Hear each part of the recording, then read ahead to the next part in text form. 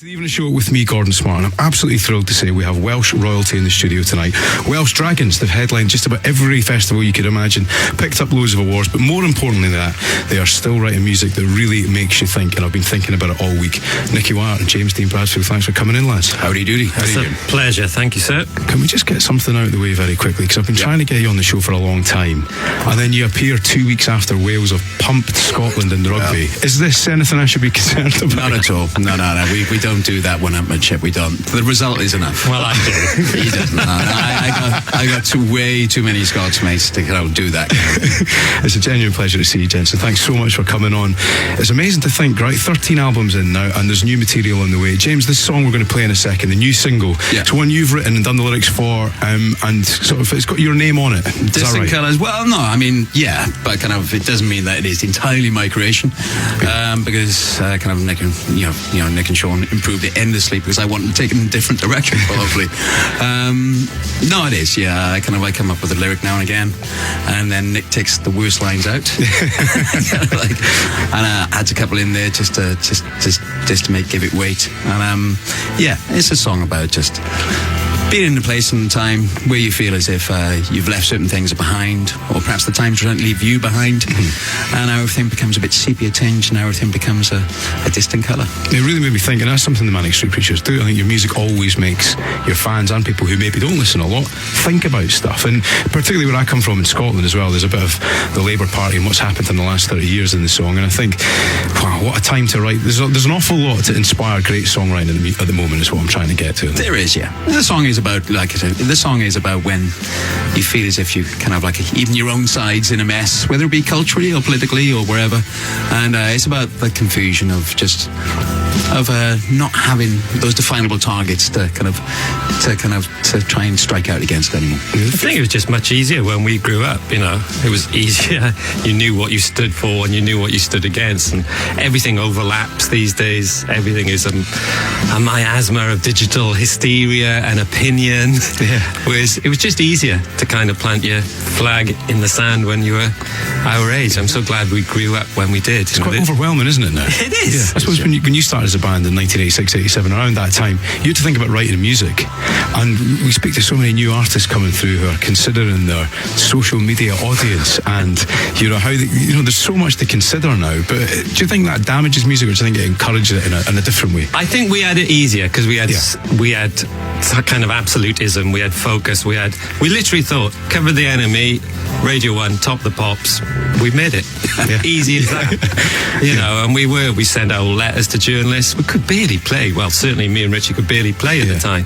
But you had a plan which you thought you could implement if you were really disciplined, and obviously a bit of talent as well. And I literally wouldn't know how to start now. We get asked to do sort of talks and stuff and give advice and mentoring and all that. Yeah.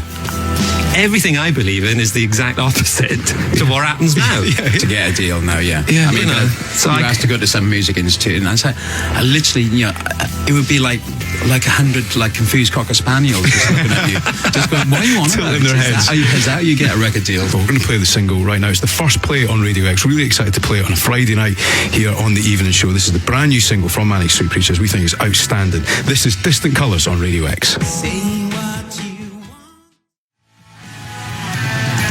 Absolutely loving that. That was Distant Colours by the Manic Street Preachers on Radio X. Hope you enjoyed that. James Dean Bradfield, Nicky Wyatt are still in the studio. They've been kind enough to stick around.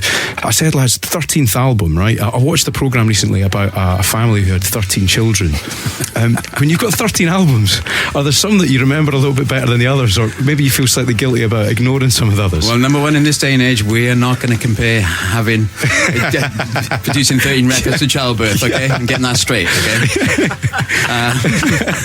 But it is confusing sometimes because if you go with the analogy of children, sometimes an album comes back to you and you kind of fall in love with it again. And sometimes there's some albums that you just hate forever. Hate's a strong word, perhaps. They just confuse you. There are some records there where you know that you didn't do the best job. But there isn't to us much, I don't think. One really positive thing about it, we were trying to think of other artists, other bands who have managed to have a career that survived 13 albums, and you look at the list and it's formidable, really impressive, amazing company to be in. The Cure, Bowie, God, you look at loads Status of Quo, Slade. I don't know if Slade got it. I don't know if they Springsteen. I'll have to check that actually. Yeah. But that must give you a sense of real pride as well to have that longevity. Well, growing up, that idea of looking in the rack in a record shop and seeing a band's history laid out before you was just so exciting. You know, dipping into those different, you know, buying Nebraska and then buying Tunnel of Love or something like that. You know, and not that there's many record shops left, but when you do go in them and you see our rack there, it does feel nice, because there's certain people who are only ever going to really perhaps buy Holy Bible, and then there's some who are going to, you know, go much more Everything Must Go, Postcards from a Young Man. So it's kind of nice. Sometimes I'll just sort of hang around our section and see who comes up. You know, what kind of people are turning up. Well, you really stalk our section. I did have an issue with you actually, because in the 90s I was a teenager and I spent a fortune on Manic Street Preachers, because you always had like 4 or 5 different versions of a single. We did. And I worked hard for £2 an hour collecting glasses to buy your music. The golden age of formatting. But it's kind of, we used to do, if it's any comfort to you, we would go and buy like multiple versions of things when we were younger. And so we did the same thing. It did help me at school though. You know, I could argue with my parents that, like Kevin Carter, I would never have known about him unless you'd put that in a song. So thank you for introducing me to stuff like that. Believe me, having to write music to the lyrics has been an education for me sometimes too. Yeah, one other thing I was going to say about the touring as well, I was looking through the dates. So the Hydro for the first time in Glasgow, for instance, a brand new venue. I mean, you'd have played a few interesting places in Glasgow over the years. King Tut's, which is, you know, one of the first venues we ever went where we had lovely food. Absolutely beautiful shepherd's pie and lasagna. It was amazing. Really? Absolutely amazing. Yeah. It was one of the best meals of my life. Because it was really cold and we were in the van and we had no money, except Richie had 40 quid tucked into his sock. kind of thing. Not to be shared. Which we found out about later. Yeah. And no, that was amazing. I mean, like, you're right about Glasgow. We played the ABC, we played the Ritzy, we played... Obviously Barrowlands. Yeah. And Barrowlands is, even though we're not playing it this time, that is the one place you can go to in Britain. The one place. There's no other venue where you go back. It just hasn't changed one tiny bit. It just hasn't changed. The dressing room's nothing. Nothing's been upgraded. A mess, isn't it? Yeah. No, it's not a mess. But in a nice way. It's a functioning relic. Yeah. It's just like me. Before you get in there yourself. I tried. James Dean Bradfield are here, and I teased you a second ago about gigs. We're not interested in all the amazing headline sets, all those wonderful gigs at King Tut's. I want to know about a gig that makes your blood run cold, the one that wakes you up at 4 o'clock in the morning. Would you share with us a moment where things didn't go to plan for the Manic Street Preachers on stage? I'll go first, shall I? There's one there. It was the launch gig for Postcards from a Young Man. Right. It was Hammersmith Working Men's Club. Yeah, Hammersmith Working Men's Club. Oh, well.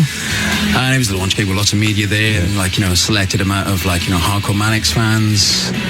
I was ready. I was pumped. I was ready. I was just like, no, I'm in the zone. First time we'd ever played new tracks. And I was a sports psychologist, just like prime, ready. Yeah. I'm ready for the challenge. I just forgot everything. Oh no. Forgot everything. And I started pretending. So I was going over to Nick. What's the first line of this song? Oh no. It was amazing. He grabbed me at one point. He goes, "What's the first line of Kevin Carter?" He's gone. He's gone.